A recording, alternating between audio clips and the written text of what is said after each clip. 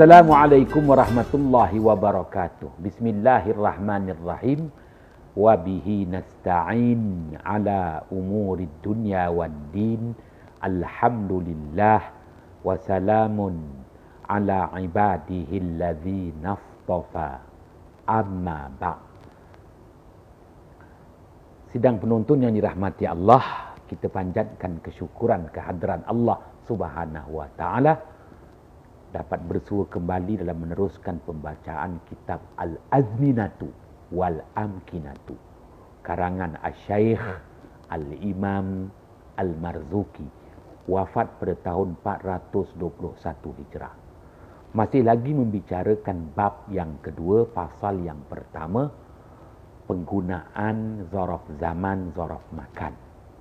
Kerana sebelum kita lebih lanjut untuk mensabitkan ilmu falak dalam hitungan-hitungan terhadap fenomena-fenomena alam ini, maka Asy-Syaikh Al-Imam Al-Marzuki menekankan agar kita kena memahami istilah-istilah isim zaman, isim makan, zaraf zaman, zaraf makan. Setelah memahami istilah-istilah itu, barulah kita dapat mensabitkan sesuatu dan gunakan ilmu falak untuk pensabitan waktu dengan tepat. Sidang penonton yang dirahmati Allah, setelah kita membaca pada halaman 125 dan sebelum ini dikemukakan kalimah yang ke-23 isim zaman, zaraf zaman, iaitu zatal awim. Kalimah yang ke-24 kalimah iban. Kalimah yang ke-25 kalimah ifan. Kalimah yang ke-26 kalimah qabla. Kalimah yang ke-27 kalimah ba'da.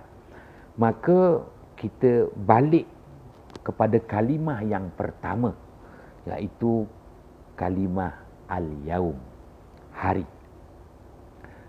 Kalimah yang pertama, dan sehinggalah kita bahaskan kepada kalimah yang ke-27, iaitu ba'da. Sebelum dilanjutkan pembacaan, izinkan saya untuk memberi penjelasan kerana apa yang kita perlu jelaskan di sini, sebut sahaja zaraf zaman meliputi, merangkumi nilai masa. Maka nilai masa itu ianya dalam ruangan, istilahnya ruang. Apabila ada ruang itu, ada tempoh masanya. Dan apabila ada tempoh masanya, adalah detik awal dan detik akhir masa itu sendiri.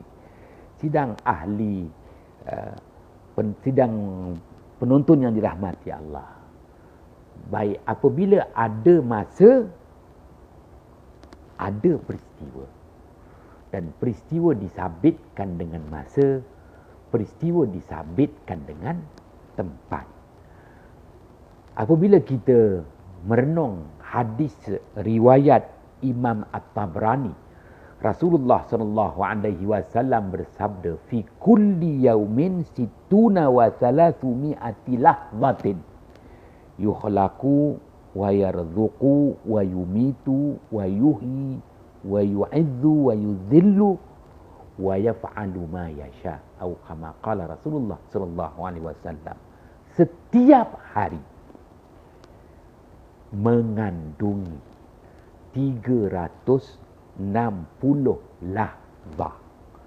360 lahzah. Apakah yang dimaksudkan dengan lahzah itu? Lahzah itu Rasulullah menyatakan detik waktu dijadikan, dilahirkan seseorang. Detik waktu diberikan rezeki, anugerah rezeki, detik waktu hidup dan mati seseorang, detik waktu dimuliakan seseorang, dihinakan seseorang, Allah jua yang berhak melakukan apa sahaja yang Allah Subhanahu wa taala kehendaki. Maka ianya menjelaskan kepada kita dalam tempoh masa sehari. Sebab itu perlu memahami nilai. Sehari itu isim zaman. Al-yaum, sehari. Kalau sebut sehari itu dia ada ruang dia. Ruang, waktu. Detik awal, detik akhir. Yang ini tempoh masa sehari 24 jam. Tak kira panjang malam, pendek siang, ataupun pendek siang, panjang malam. Tetapi tempohnya takkan kurang daripada 24 jam sehari dan semalam. Maka dalam tempoh masa 24 jam sehari dan semalam, Allah sediakan kepada manusia ini 360 lahzah. Lahzah di situ disebut sebagai nasib, iaitu habuan. 360 lahzah, 360 nasib. Ya. Maka 360 lahzah, 360 nasib. Nasib tu bahasa Melayunya yang menimpa. Yang menimpa itu dua. Sama ada yang menimpa itu menggembirakan ataupun yang menimpa itu mendukacitakan. Oleh itu disebut 360 lahzah. Mungkinkah 180 yang menimpa itu adalah menggembirakan, 180 lagi yang menimpa itu yang mengecewakan? Maka disebut dengan istilah nasib. Maka nasib, nasib manusia, apa yang manusia dapat? 360 nasib dalam tempoh masa 24 jam sehari semalam. Oleh itu disebut juga sebagai habuan. Maka datanglah istilah 360 darjah. Sehari semalam, satu bulatan 360 lahzah, 360 nasib, 360 darjah. Nasib yang baik 180, nasib yang buruk 180. Begitulah juga darjah yang menaik 180 darjah, darjah yang menurun 180 darjah. Maka membentuk satu kitaran, satu bulatan. Darjah menaik 180, darjah menurun 180. Jumlahnya 360 darjah. Sidang ahli jamaah yang dirahmati Allah, penonton yang dirahmati Allah, 360 lahzah, 360 darjah dalam tempoh masa 24 jam. Ini bererti setiap 1 jam ada 15 darjah. 1 jam 15 darjah. Maka diringkaskan lagi. Maka setiap 1 darjah mengandungi 4 minit. Ianya memberi erti kepada kita 1 darjah bersamaan 4 minit. Sama ada darjah naik, darjah turun. Sama ada nasib baik, nasib kurang baik, nasib buruk. Oleh itu menjelaskan kepada kita setiap 4 minit 1 darjah. Setiap 4 minit 1 nasib. 4 minit 1 nasib. 4 minit 1 nasib. Yang jelas orang tua kata nasib baik. Nasib baik. 4 minit pertama nasib baik. 4 minit kedua nasib baik. Moga-moga ya sepanjang sehari sentiasa mendapat nasib baik. Sidang ahli penonton yang dirahmati Allah, ianya akan menjelaskan kepada kita. Itulah dia nilai hari 24 jam yang disediakan kepada kita, 360 darjah, 360 lahzah, 360 nasib, melengkapi setiap 4 minit satu nasib. Maka 4 minit itu kandungan. Yang ada detik awalnya, minit pertama. Yang ada detik akhirnya, 4 minit yang terakhir. Sidang pendengar yang dirahmati Allah, sidang penonton yang dirahmati Allah, ianya akan memberi kepada kita pemahaman lebih lanjut apabila kita membaca ayat suci Al-Quran, surah Al-Buruj, was-sama'i zatil buruj. Ayat pertama surah Al-Buruj. Demi langit yang mengandungi gugusan bintang-bintang 12. Maka Allah isytiharkan, langit bukan kosong. Allah sediakan di langit itu 12 gugusan bintang-bintang yang dinamakan Al-Buruj dalam bahasa Arab, zodiak dalam bahasa Inggeris. Istilah bahasa Melayu tetap menyebut bintang-bintang 12. Menunjukkan ada di situ gugusan bintang yang pertama dan ada di situ gugusan bintang yang ke-12, maka merangkumi satu bulatan sempurna. Ianya menjelaskan kepada kita nilai betapa Allah Subhanahu wa Ta'ala Maha Kaya.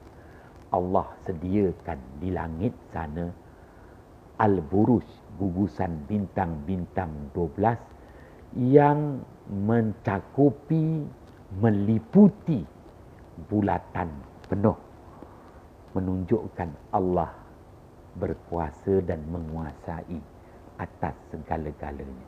Sidang penonton yang dirahmati Allah, dan apabila menyebut tentang zata, zaraf zaman, yang diiktibarkan pada lafaznya itu baris atas.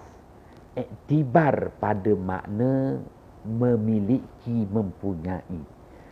Menjelaskan bahawa langit Allah Subhanahu wa Ta'ala beri milik. Sementara apakah yang dimiliki oleh langit? Yang dimiliki oleh langit itu gugusan bintang-bintang 12 buruj. Disitulah adanya matahari, laluan terbit dan terbenam matahari. Matahari berada mengikut buruj yang 12. Matahari takkan terkeluar daripada buruj yang 12. Begitu juga bulan, terbit dan terbenam bulan. Bulan takkan tersasar. Terbit dan terbenam bulan tetap dalam lingkungan buruj yang 12. Akan tetapi dikhususkan untuk bulan dengan istilah manzilah. Begitu juga planet-planet. Semua planet-planet itu terbit dan terbenamnya tetap pada laluan yang sama. Laluan yang sama, iaitu melalui bintang-bintang 12 Al-Buruj. Allah aturkan hebatnya matahari. Matahari tetap berada dalam lingkungan buruj yang 12. Hebatnya bulan, bulan tetap juga dalam lingkungan bintang yang 12. Begitu juga planet-planet, semuanya Allah Subhanahu wa Ta'ala telah tetapkan. Semuanya berada dalam lingkungan, berada dalam garisan bintang-bintang yang 12. Was-sama'i zatil buruj. Dan disitulah pergantungan umat manusia. Manusia akan menilai habuan-habuan yang Allah berikan dari langit ke muka bumi dengan kedudukan matahari di buruj dan kedudukan bulan di manzilah. Memberi nilai tarikh tertentu kepada manusia. Ya, 21 Mac setiap tahun bermulanya detik musim bunga. 21 Jun setiap tahun bermulalah detik musim panas. 21 September setiap tahun bermulalah detiknya musim luruh. 21 Disember setiap tahun bermulalah detik musim sejuk. Begitulah berulang dan berulang. Semuanya dalam penguasaan Allah Subhanahu wa taala.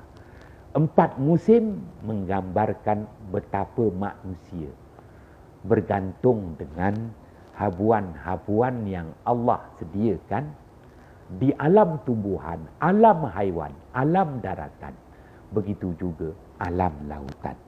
Sidang penonton yang dirahmati Allah, begitu dalam perbahasan yang dikemukakan oleh Asy-Syaikh Al-Imam Al-Marzuki, supaya setelah memahami istilah, kita gunakan ilmu falak untuk membuat hitungan yang tepat, dan di situ nanti manusia bijak dalam membuat keputusan, bijak dalam membuat pilihan, bijak dalam mengambil tindakan.